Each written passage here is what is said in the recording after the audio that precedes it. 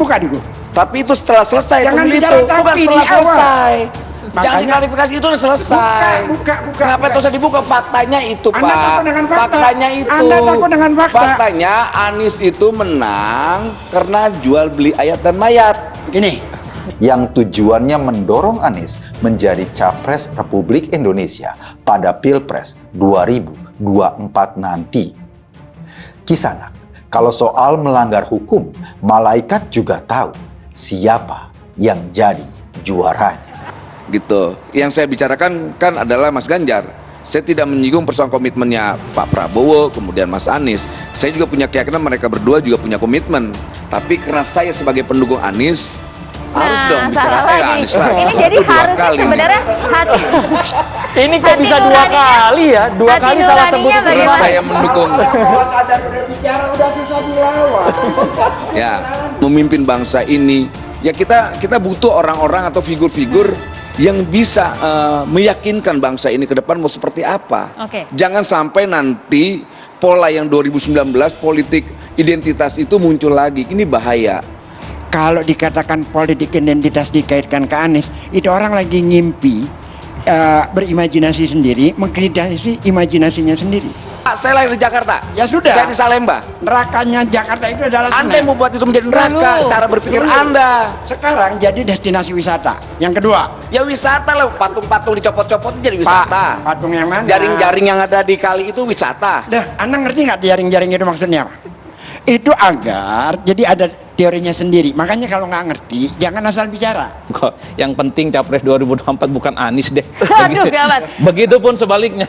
Kata bagian sini yang penting bukan calon dari PDIP deh, kira-kira begitu. Bang Daniel.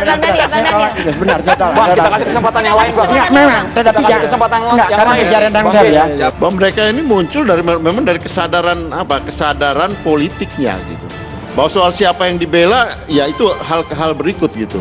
Tapi ini juga menarik untuk demokrasi kita gitu. Tapi yang penting juga dari sudut pandang partai, kawan-kawan ini adalah mitra perjuangan yang kita lihat ke depan bagaimana ini menjadi aset. Ini Kalau pemanasan jelang.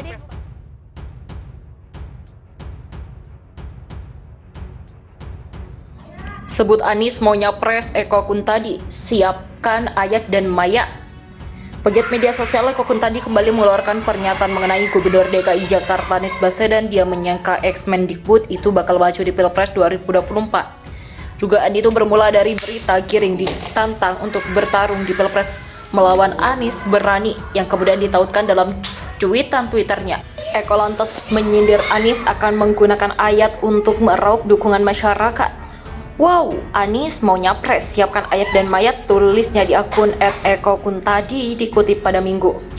Sebelumnya, Direktur Political and Republic Policy Studies atau P3S, Jari, masih menyoroti pernyataan Ketua PSI Giring Ganesa soal pembohongan pecatan Jokowi yang diduga menyindir sosok Anies Baswedan. Menurutnya, Giring tidak beretika sama sekali. Padahal Anies masih berat juga di Pilpres.